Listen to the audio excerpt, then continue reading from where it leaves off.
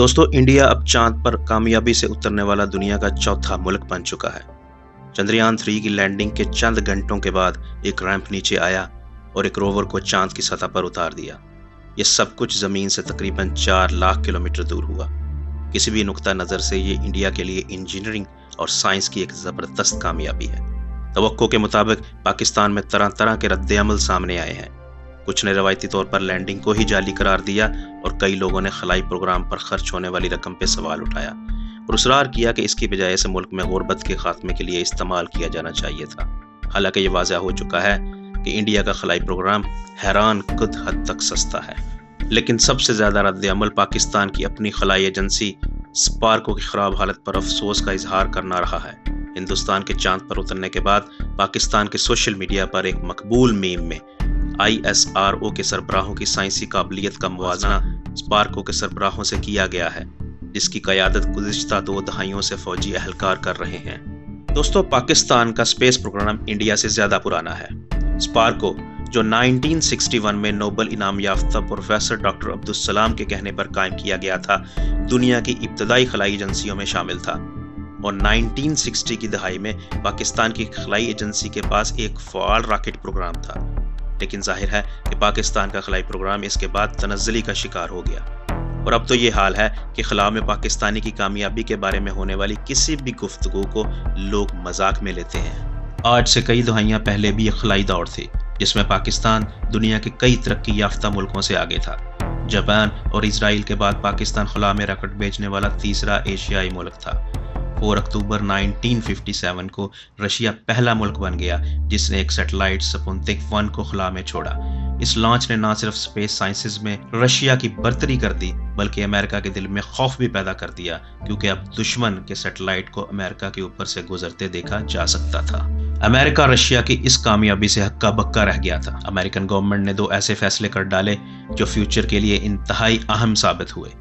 पहला फैसला यह था कि अमेरिका ने 1958 में national aeronautics and space administration यानी कि नासा बनाया।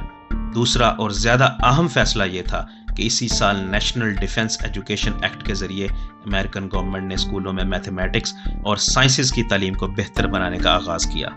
अमेरिका जानता था कि वो स्पेस रेस में रशिया से पीछे है और इसे बर्तरी हासिल करने के लिए वक्त दरकार है। ये इसी तनाज़ुर में था कि प्रेसिडेंट जॉन एफ कैनेडी ने 1962 में अपनी कौम को चांद पर जाने का हदफ इन मशहूर अल्फाज के साथ दिया: हम इस दुहाई में चांद पर जाने का इंतखाब करते हैं, इसलिए नहीं कि ऐसा करना आसान है बल्कि इसलिए कि ऐसा करना बहुत मुश्किल है। चांद पर जाने की ये ख्वाहिशी नासा को पाकिस्तान भी ले गई।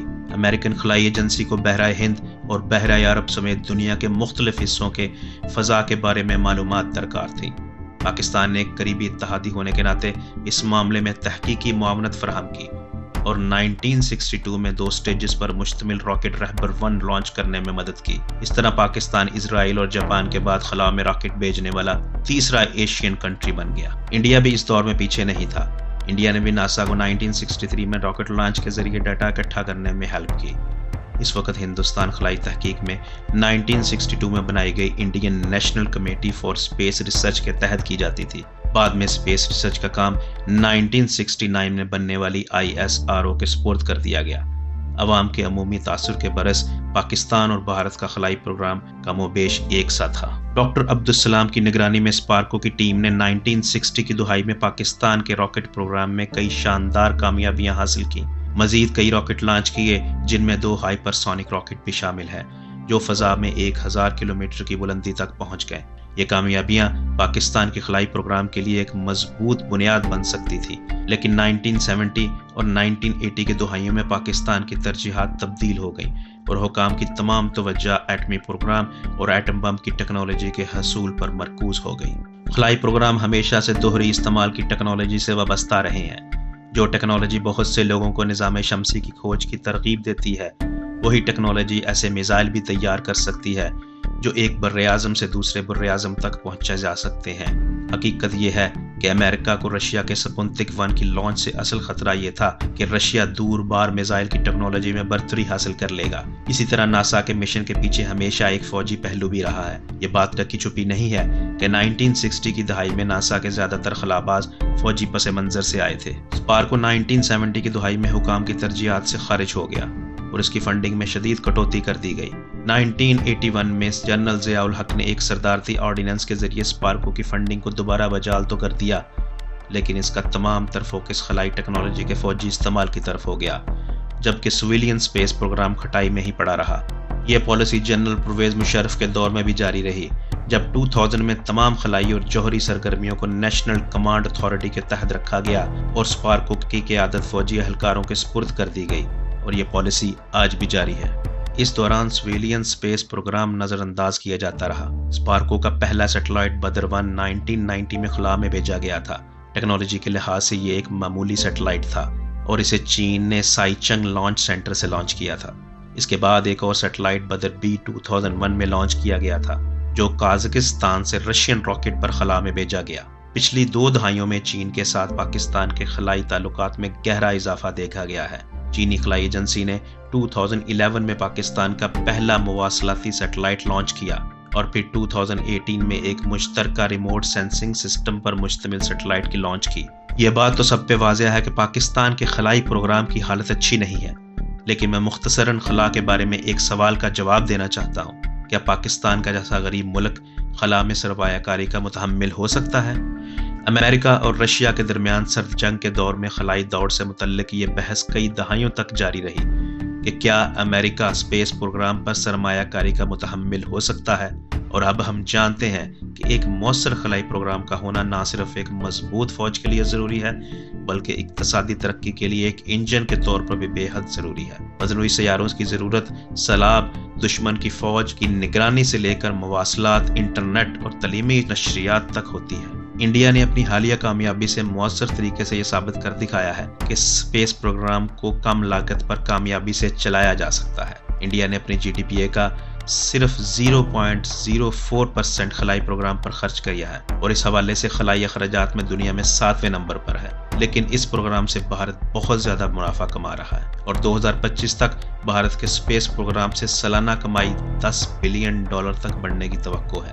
اس نقطہ نظر سے دیکھا جائے تو خلا میں سرمایہ کاری عیاشی نہیں ہے بلکہ وقت کی ایک اہم ضرورت ہے۔